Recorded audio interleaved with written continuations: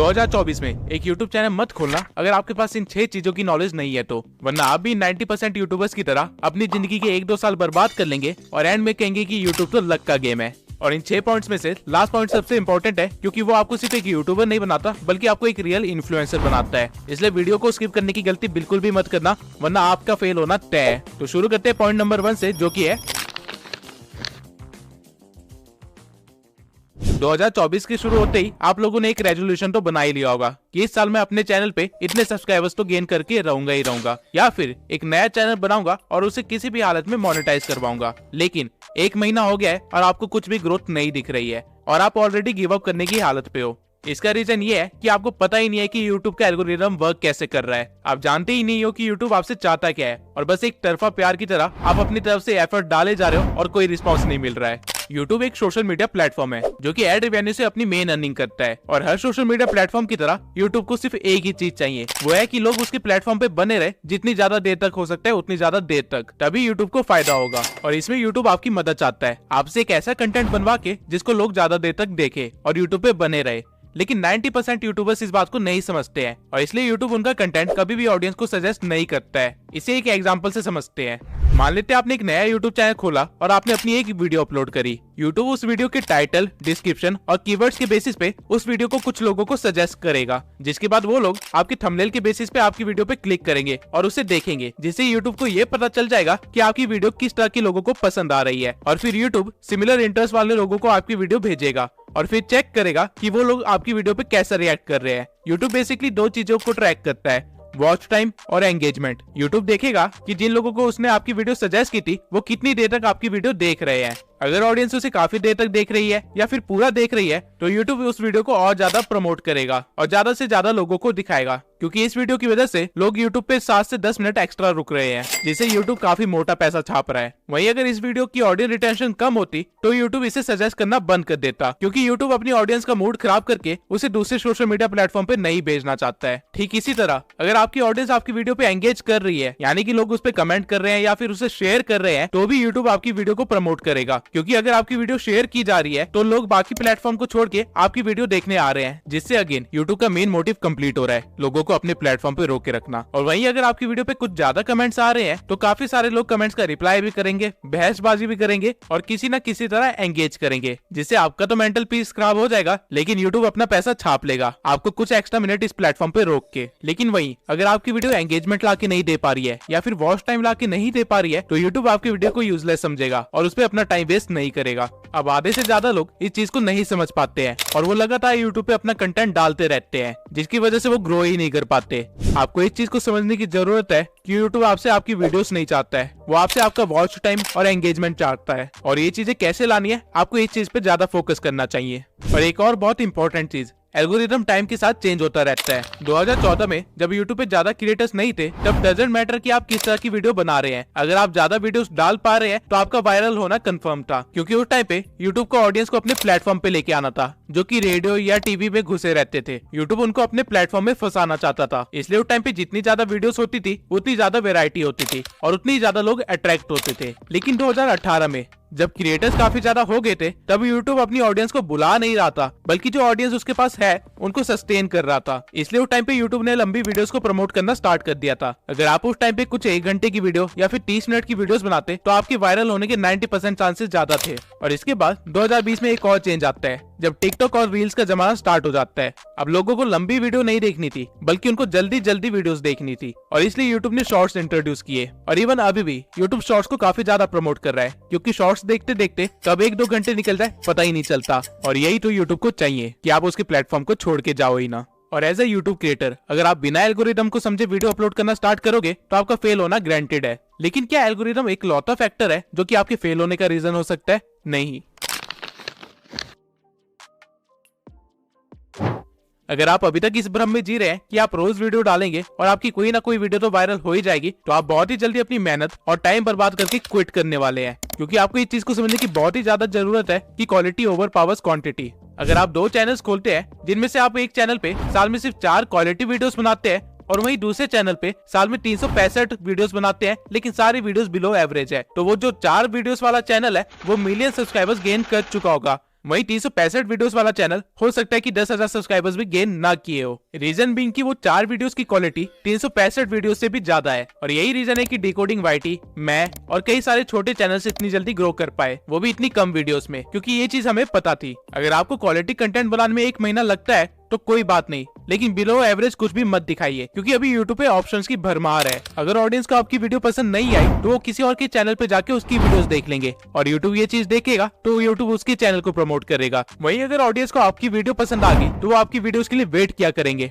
और यूट्यूब इस चीज को भी देखेगा और फिर वो आपके चैनल को भी प्रमोट करेगा। लेकिन वीडियोस की क्वालिटी बढ़ाए कैसे? तो वीडियोस की क्वालिटी बढ़ाने के लिए आपको कोई महंगे गैजेट्स की जरूरत नहीं है, बल्कि आपको सही टेक्निक्स की जरूरत है, जिससे कि आप सही स्क्रिप्टिंग, वॉइस ओवर और एडिटिंग कर पाओ। अब ऑल्दो और भी कई सारे फैक्टर्स होते हैं जो कि क्वालिटी कंटेंट बनाने के लिए इंपॉर्टेंट होते हैं, लेकिन ये 3 चीजें बेसिक है। और अगर आपको इसको अच्छा करना है तो आप मेरी how to grow on YouTube playlist देख सकते हैं, जहाँ पे मैंने हर एक पॉइंट को अच्छे से डिटेल में एक्सप्लेन किया हुआ है। और जब आप ये प्लेलिस्ट देख के ग्रो हो जाएंगे तब आपको रियलाइज होगा कि आप वो सारी गलतियां करने से बच गए जो कि हमने सालों तक की थी। लेकिन सिर्फ क्वालिटी कंटेंट और एल्गोरिथम को समझने से आप अपने चैनल को फेल होने से नहीं बचा सकते हैं, क्योंकि यूट्यूब अगर आपकी वीडियो ऑडियंस तक पहुंचाएगा ही नहीं, उसे इंप्रेशंस देगा ही नहीं, तो वीडियो का आप क्या ही करोगे।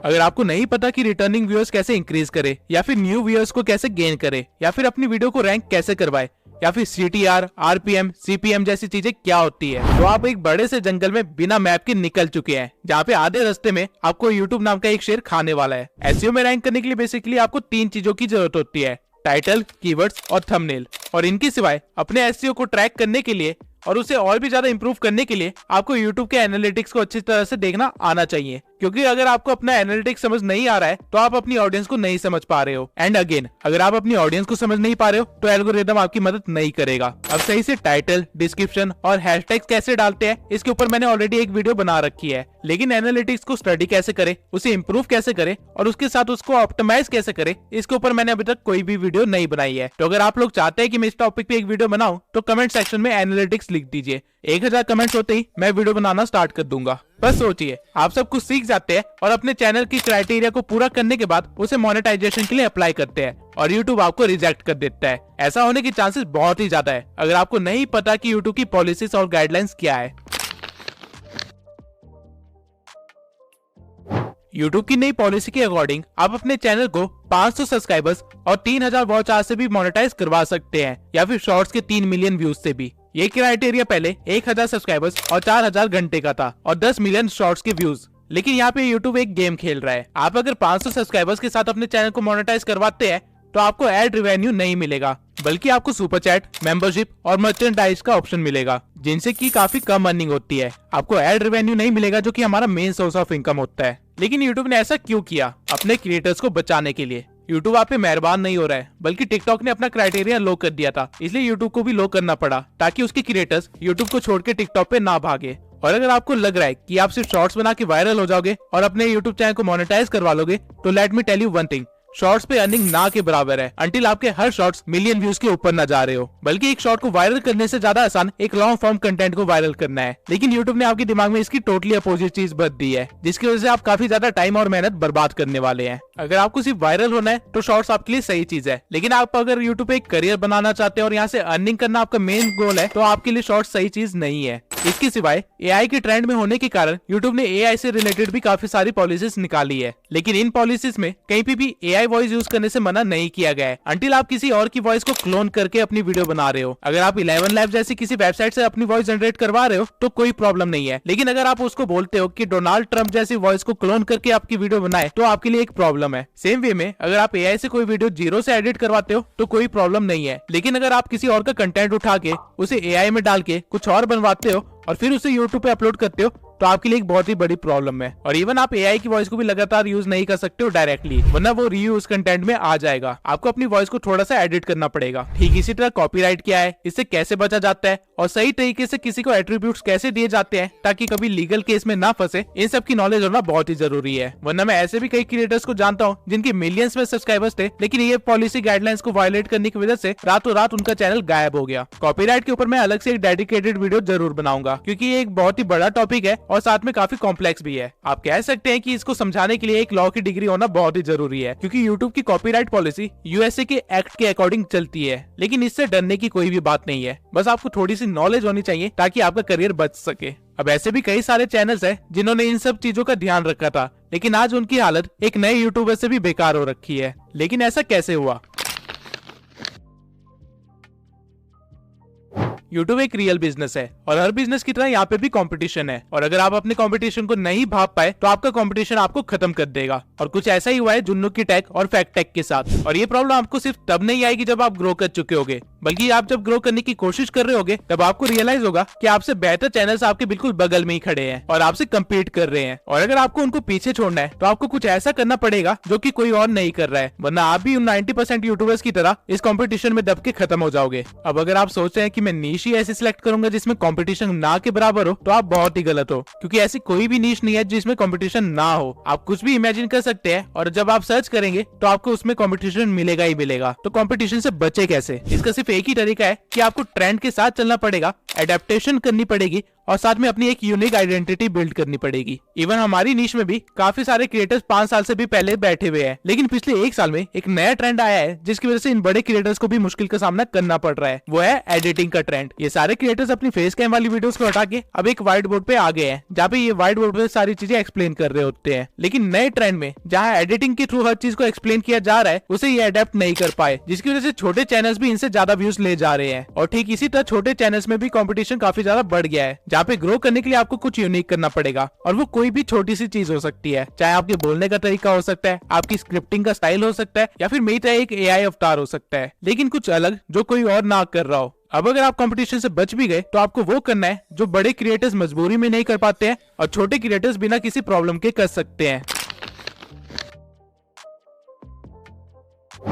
2024 में हर क्रिएटर को पता है कि उसकी ऑडियंस की वैल्यू कितनी है, इसलिए वो रेगुलर बेसिस पे Q&A और लाइव स्ट्रीम्स करते रहते हैं। लेकिन अगर आपने इन चीजों को इग्नोर करने की गलती की तो आपका यूट्यूबर बनने का सपना सपना ही रह जाएगा। ऑडियंस को कोई सेलिब्रिटी नहीं चाहिए, बल्कि उनको एक मेंटोर या फिर एक फ्रेंड चाहिए जिससे वो इन्फ्लुएंस हो सके या फिर जिनके साथ वो आगे बढ़ सके। और ये डिफरेंस आप तभी क्रिएट कर सकते हैं अगर आप उनसे एंगेज हो, डायरेक्ट डीएम के थ्रू, कमेंट्स के थ्रू, Q&A के थ्रू या फिर लाइव स्ट्रीम के थ्रू। जब तक मेरे इस चैनल पे 10,000 सब्सक्राइबर्स नहीं हो गए थे, तब तक मैं अपने इंस्टा पे डायरेक्ट डीएम के थ्रू हर एक बंदे का रिप्लाई किया करता था और उनकी हेल्प करता था। मैं पर्सनली भी काफी लोगों को गाइड किया है और मैसेजेस के थ्रू मैंने 1000 से भी ज्यादा लोगों से एंगेज किया है और उनको इस बात से खुशी मिलती है। वो लोग मुझे एज ए यूट्यूबर से बढ़ के एक फ्रेंड और एक मेंटोर की तरह देखते हैं और अनकंडीशनली सपोर्ट भी करते हैं। और इसी वजह से मेरा नेटवर्क भी इतना स्ट्रांग हो पाया, जिसकी वजह से मुझे काफी सारे नए यूट्यूबर से मिलने का मौका मिला और काफी सारे स्ट्रगलर्स से भी मिलने का मौका मिला और हम सब एक दूसरे की हेल्प करते हुए आगे बढ़े हैं। जैसे कि मेरी पिछली वीडियो का थंबनेल देवेश ने बनाया था, जिसको मैंने हेल्प की थी यूट्यूब पे ग्रो करने के लिए। आप एक बार जाके उसका चैनल भी देख सकते हैं। इवन आज भी सोने से पहले मैं कम से कम 20 से लेके 30 डीएम्स का रिप्लाई करता हूँ और इससे एक ऐसा इम्पैक्ट बना है कि कल को अगर मैं कोई एक नया चैनल भी खोलता हूँ, भले कुकिंग के ऊपर ही क्यों ना हो, वो लोग मेरे को सपोर्ट करेंगे। डजंट मैटर कि मैं क्या कर रहा हूँ। जैसे जैसे चैनल ग्रो होने लगता है, आपके पास काम बढ़ने लगते हैं और आपके पास ऑडियंस से एंगेज करने का उतना ही कम टाइम बचता है। लेकिन मेक श्योर जिन्होंने इस चैनल की स्टार्टिंग में आपको सपोर्ट किया था,